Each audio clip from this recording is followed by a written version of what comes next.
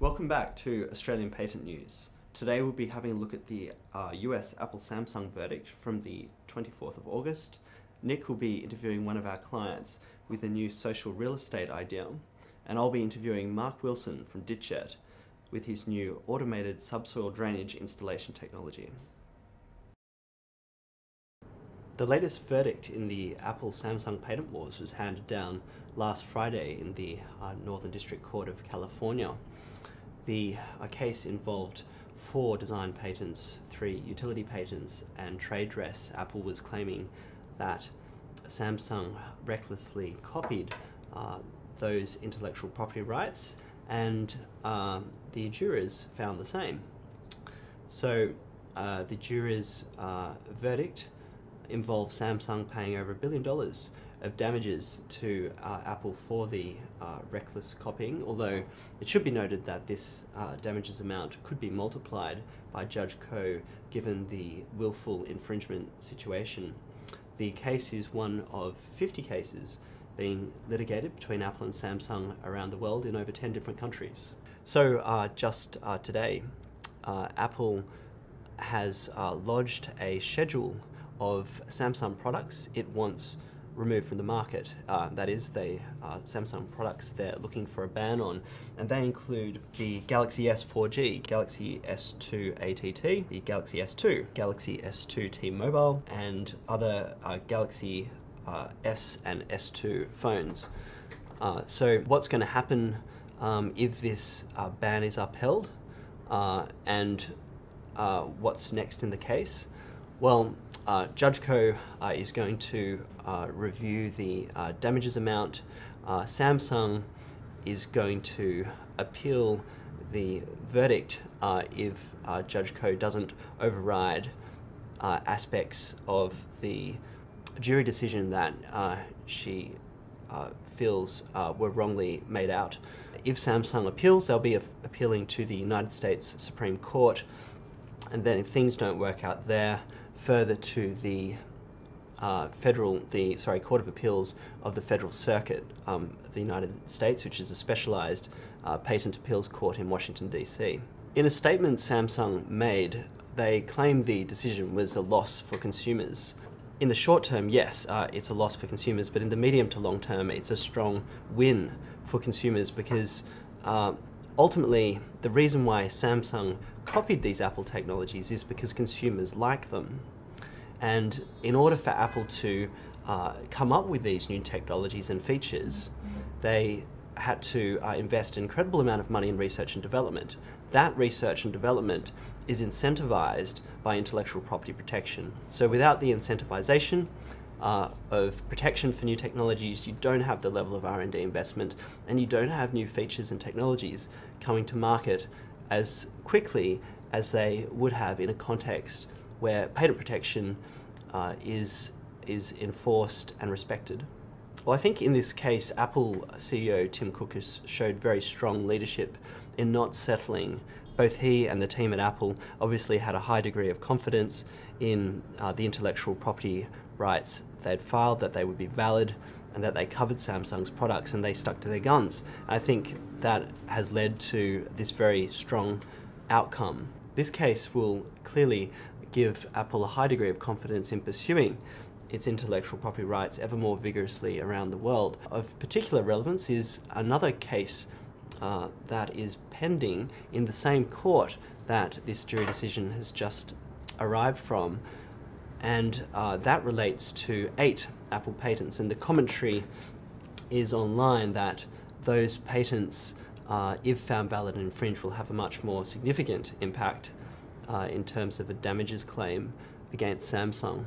The case has certainly delivered a strong blow to Samsung and a strong message that Apple will vigorously enforce its intellectual property rights, that patent rights around design work such as simplistic product design such as the iPhone and iPad design do hold up. That's what design patents are there to protect.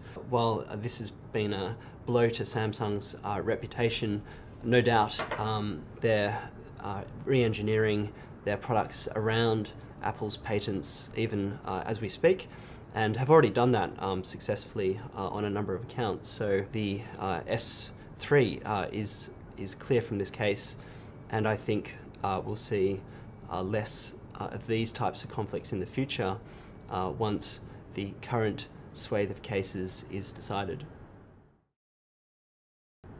I'm here today with Mark Wilson from DitJet, a company I'm involved in. Mark is the inventor of an automated subsoil drainage installation system. Mark, tell us a little bit about the DitJet machine. It's a machine for laying subsoil drainage in the civil and agricultural industries. The subsoil drainage system is used to drain water from the subgrades of roads, airports, etc., major civil constructions. And why is that important? It's important because you get, over prolonged periods of a wet season, the subgrade of the road, which is under the bitumen, gets moisture in it. And because it's got clay content, it expands and becomes spongy. And especially with the volumes of traffic we have these days and the weights of the trucks that we have there, quite quickly we can break up the surface of the road and cost millions and millions of dollars. And so how does your device work? It works by introducing the geofabric. First of all, the trench is dug. Okay. It can be dug by an excavator or by a trenching machine. First of all, they dig that, and then this machine can be pulled along by a excavator, or it can be attached as a tag along behind a trenching machine. And so your patent application is now up to the international stage. Thinking back a year or so to when your provisional was first being prepared, do you have any sort of, was there anything about that patent preparation process that you found particularly interesting or unexpected? I found the whole process interesting from an intellectual point of view. I love designing, I love solving problems, which I've done from my building background as a carpenter. And when it came to dealing with the intellectual property side, I'd done a little bit of law. I used to be a ranger, and I found it quite interesting and quite informative what Baxter IP brought to the table in just making it very open, very easy to talk, very easy to discuss what my fears were, what my expectations were. And what were some of those concerns you had in the early stages? That I really had something that was different to take to market. I knew that there was an application for it, but the process of putting that onto paper is, when I look back on it and look at the size of the PCT, the patent application, it's quite daunting, and I've started to understand that it needs to be described in so many different ways that I'm very happy with the job that Baxter IP have done in covering all aspects of my invention, that there is security in that, and I feel peace with that. Fantastic. Well, thanks, Mark, so much for your time in coming in. You can learn more about Mark's technology at ditjet.com.au. Hello everyone, and welcome to today's video blog. Today we have with us Darren Moffat from HouseNet, and we're showcasing his invention, which is shaking up the real estate industry by the integration of social media with real estate property listings. All right, Darren, so can you just give us a bit of background about the HouseNet social network integration? Real estate online at the moment is in a really interesting spot. When you look at the top websites in Australia, there are 3 property sites in the top 50. So Australians are really obsessed by property, that's very clear. But equally, over the last 4 to 5 years, social media has just exploded. And we now see that 6 or 7 in 10 people are active social media users. And increasingly they're searching on social media for products and researching different things. So you would think that real estate would be high up on the list of things they're searching for and researching, but the latest report into social media shows it doesn't even rate. Okay, it's not even on the map. Yep. And the reason for that is that it's just simply not possible. The current platforms or portals out there are completely non-social platforms. They have some very mild integration with Facebook, Twitter, etc. But you cannot have a social experience online for real estate. So we think this is exciting. It's definitely, the market is telling us that there's a need for this. And so if you can imagine a Facebook-like experience for real estate online, that's getting close to what HouseNet is like. And it even includes things like being able to chat to whoever, mortgage brokers, agents, your friends, all online on the one platform, list properties. It's pretty groundbreaking. Okay, excellent. So perhaps if we could just start with an example. Say I'm a user and I'm looking to buy a house. If I come across the HouseNet website, can you just describe how social interaction can help me find the houses I'm looking at?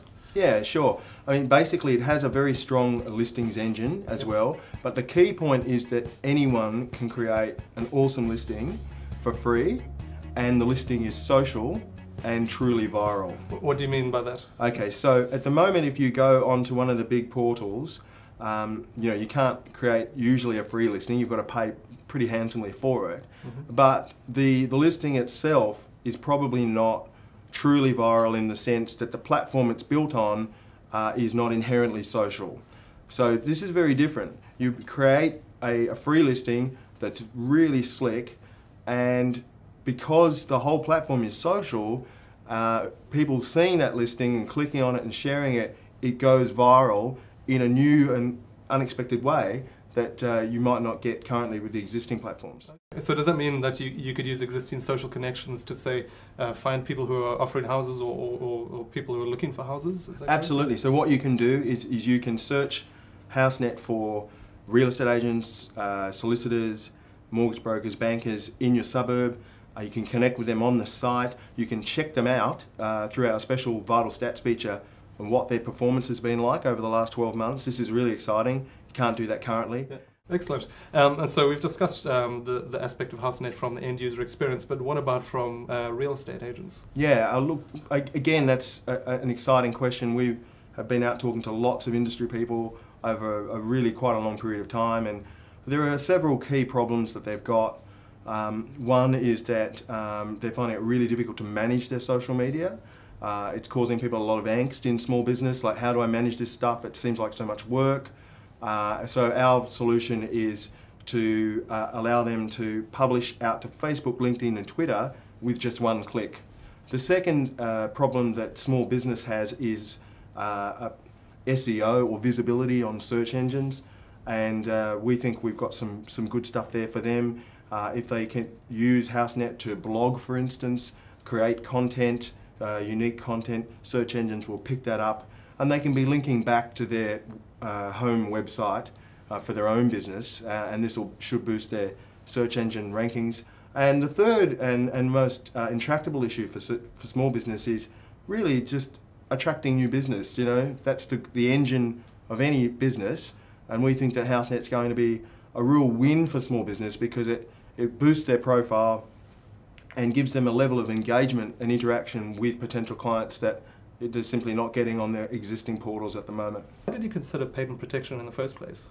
Well, it really got to the point, Nicholas, where it became evident to me that if we didn't do this, we would be really exposed. I mean, we had a hunch that what we were doing was pretty innovative, and it just became evident that if we launched prior to locking down this intellectual property, that we would be really putting ourselves at risk. And not only that, we'd have a much poorer proposition for investors. How's their reaction been when you tell them that you have intellectual property protection? Oh, look, excellent. I mean, just on a basic sense, it seems to legitimise what you're doing. I mean, if you've got a patent filed, you've obviously got some really good claims there that have inherent value. But it's a I guess how serious are you? How professional are you? Are you doing things right? It's just getting everything investor ready and making sure that when you bring your offer to market, it is secure. It can't be readily or quickly copied, and that you do maintain your competitive advantage. So having a provisional patent application on foot, you can seek patent protection around the world. Is that something that's on the cards, Darren? Yeah, possibly. I mean, we're focusing very much on the domestic market at the moment because we find that online real estate is very much localised. It's difficult to, for instance, set up one platform that then is going to be taken up across world markets. All the different domestic markets are very, very different. However, having said that, the technology that we've patented with you guys may have applications to other markets through different portals that we might set up. Okay. Equally, we could end up licensing that technology. The other benefit of I guess, pursuing patent protection is that it potentially opens up extra revenue streams in future through licensing and partnerships in different territories. Well, thanks very much for coming in, Darren. It's Thanks, very interesting to talk about the way you're shaking up the real estate industry with the integration of social media. It was very interesting working on your patent application. Yes. If people in the industry need more information about the HouseNet online offering, where can they go? Yeah, sure. Thanks, Nicholas. They can go to housenet.com.au. No funny spelling. It is as it seems. All the fun, all the social juice, so to speak, is when you join, and we'd encourage people to get on and have a look. Excellent. Yeah.